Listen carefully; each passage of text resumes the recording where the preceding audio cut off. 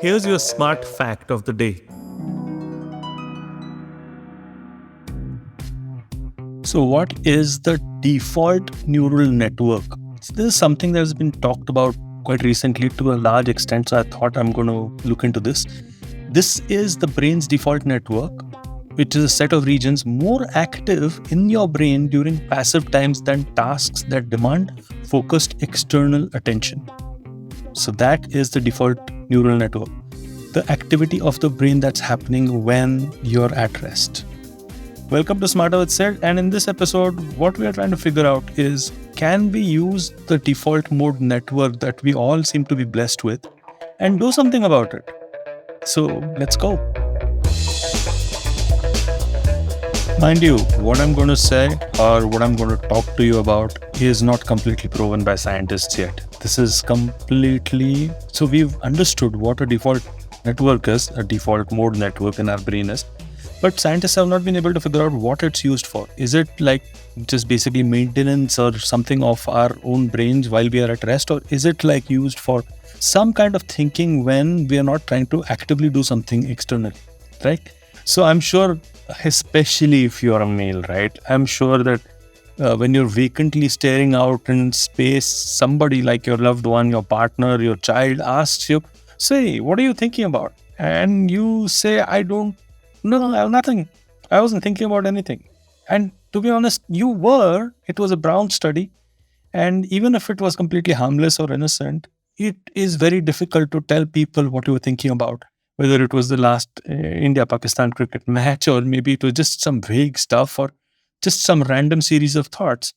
And that was your brain at rest. So this typically will happen when you're in between tasks, or maybe when you're going out for a drive, or maybe you're in some local transport. Like I travel a lot on trains in the UK.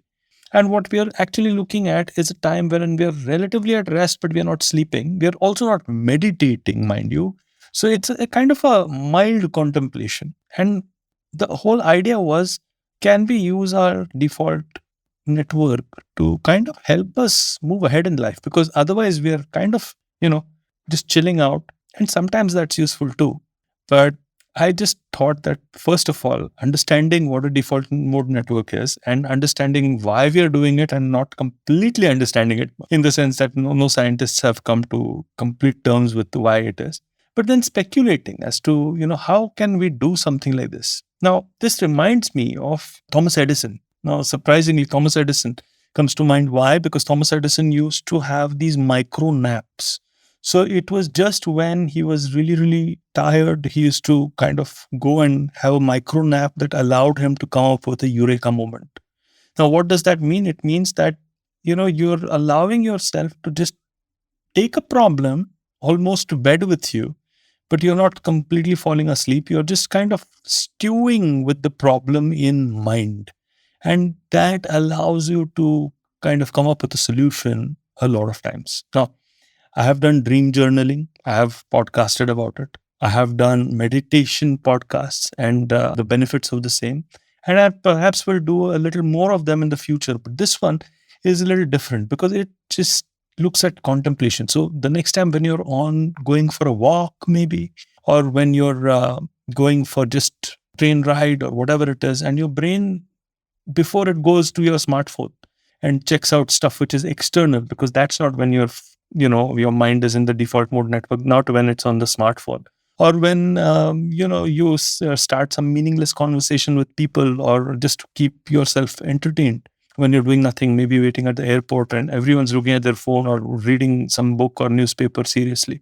This is when you could perhaps acknowledge that your default mode network can be activated.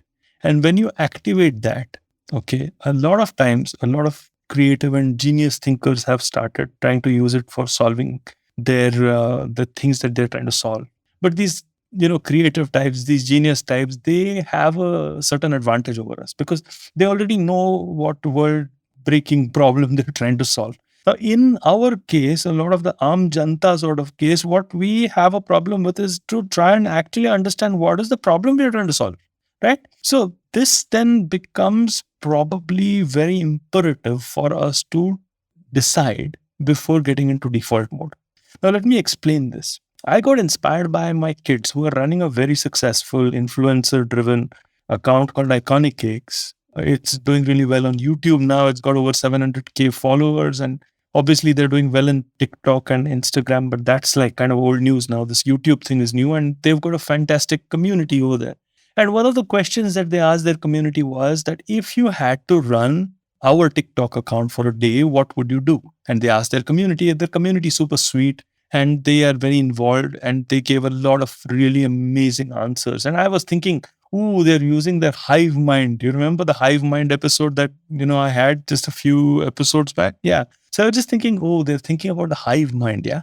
But it was more than the hive mind that really impressed me, because even though the answers from the community impressed me, what really impressed me was the power of that question. Now, that question could have been asked in different ways. The question could have been asked in a way that was like, okay, so what kind of content would you like me to develop for you over the next coming year or something? But that was not the question that was asked. The question that was asked was, what if you were in charge? Suddenly, the question had a different kind of power and a different kind of insight to it, just because of the way in which the question was thought about. Now, in this case, I thought perhaps when we are going to actually go into our Brown studies, or just kind of relax and switch off. By the way, have you heard of switch off? That is another episode that I've done in the very beginning of me starting my podcast. Switch off remains one of the most famous episodes that I've already, done. I have no idea why. It just talks to a lot of people. People just go to that title, switch off, and just listen to it. And it is all about, switching off and chilling out and understanding how to design your entertainment and stuff like that. But I digress again. And I'm doing this purposefully because I'm looking at the default mode network, isn't it? The default mode network is something that can be triggered when you are going to chill out, when you're going to go for a train ride, when you're going to go for a walk. But how about if you ask a really powerful question before you go into default mode? Like saying, okay, I'm going for this walk. What is the question that I'm trying to solve? What is the problem I'm trying to solve? And ask a really powerful question before you switch off. And it's quite likely that your mind is going to be very active because of that. But try and relax genuinely. The idea is not to spoil a good walk. To be honest, they say that golf is a good walk spoiled. And I certainly don't want to spoil your walk or your train ride or your downtime or just your chill time. No, I'm just saying, ask the question, but have the discipline to still switch off to your default mode network. And don't wait for an answer. The answer may come, may not come. It may come tomorrow, may come after a good night's sleep, may come later on in the day. But who knows? We don't know whether this is scientifically proven or not. But what we do know is if we keep something in the back burner and leave it there stewing for a while, we come up with a lot of creative answers to some thought-provoking questions. Now, your only job, two jobs. One is to ask a really interestingly developed question, which I gave you an example of. And two is to not actively try to answer your own question, but to switch off completely into your default mode network. Well, what are you waiting for? I think you should.